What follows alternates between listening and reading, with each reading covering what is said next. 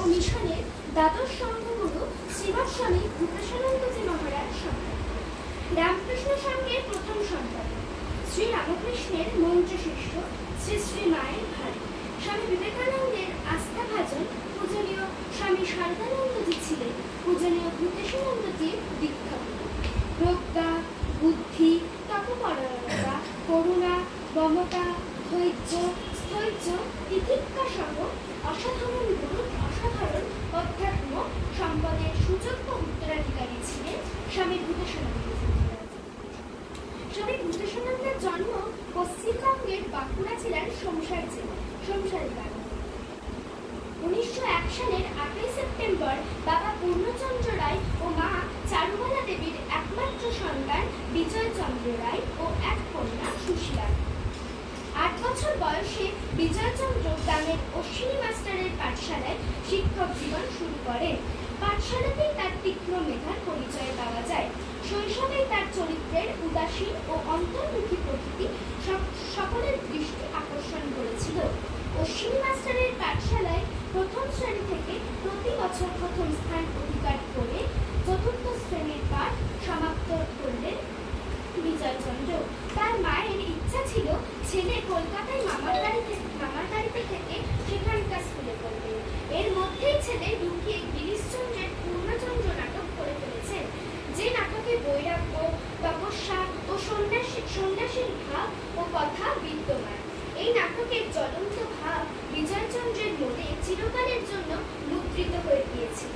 এই কথা স্ত্রীর মুখে শুনে বিজয়চন্দ্রের বাবার আপত্তি ছিল। কলকাতায় পড়াশোনা করতে পাঠাবার।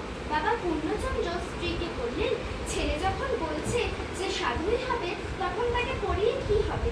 কিন্তু ব্যক্তিত্বময়ী চারুবালা বললেন, ছেলে যাই হোক, বোকা হবে কেন? মায়ের ইচ্ছাই জয় হল। 1913 সালে বিজয়চন্দ্র উত্তর কলকাতার শ্যামবাজার বিদ্যাসাগর বিদ্যালয়ে পঞ্চম শ্রেণীতে ভর্তি হলেন।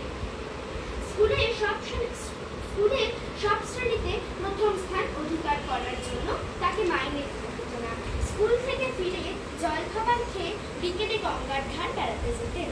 একদিন বেড়াতে গিয়ে দেখলেন তার সমবয়সী বা কিছু বড় কয়েকটি ছেলে বসে গান গাইছে। তিনি সেখানে গিয়ে দেখলেন তাদের স্কুলের শিক্ষক শরৎচন্দ্র চট্টোপাধ্যায়ও সেখানে আছেন এবং তিনি তাদের গান শেখাচ্ছেন। রামকৃষ্ণ বিবেকানন্দ সম্পর্কিত অথবা ভক্তিমূলক ভজন।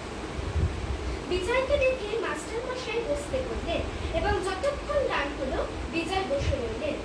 এখানে যাতায়াত করতে করতেই শ্রী শ্রী রামকৃষ্ণ কথামৃত, শ্রী শ্রী রামকৃষ্ণ লীলা প্রসঙ্গ ইত্যাদি বইয়ের সঙ্গে পরিচিত হতে হতে রামকৃষ্ণ ভাবধারায় আকৃষ্ট হতে লাগলেন। এইখানেই শ্রী শ্রী ঠাকুরের অনেক পার্শ্বদের সঙ্গে পরিচয় হলো। 1919 সালে শ্যামবাজার বিদ্যাসাগর বিদ্যালয় থেকে 7টি বিষয়ের মধ্যে 5টি লেটার সহ স্টার্টে বিজয় এন্ট্রান্স পাস করলেন। 1921 সালে প্রথম বিভাগে স্কলারশিপ পেয়ে আইএ পাস করলেন। 1923 সালে বিএ পরীক্ষার শেষ দিন। পরীক্ষা দিয়ে সোজা চলে গেলেন বেলুড়মঠে।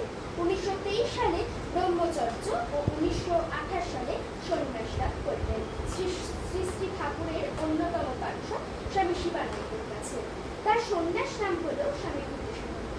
রামকৃষ্ণ সংঘের ত্রাণ কার্যে তার ভূমিকা অনেক। রামকৃষ্ণ সংঘের অনেক শাখাকে দুরাবস্থাকে সুব্যবস্থায় ফিরিয়ে এনেছিলেন। তার সমগ্র জীবনখানি ছিল একটি শিল্প। প্রথমে সহ অধ্যাত্ম রূপে ও সংঘগুরু রূপে দেশে বিদেশে অজস্র মানুষকে মন্ত্র দীক্ষা দিয়েছেন, অসংখ্য ভাষণ দিয়েছেন। 1998 সালে 10ই আগস্ট বেলা 2:28 স্বামী ভূপেশানন্দজি মহারাজ মহাসমাধিতে লীন হলেন। বেলুড়মঠে শেষ দীক্ষাদান করবার পর তার দীক্ষিত সন্তানদের সংখ্যা হয় 1,21,027। কোনটা খুব ভালো লেগেছে? আমার ভালো লেগেছে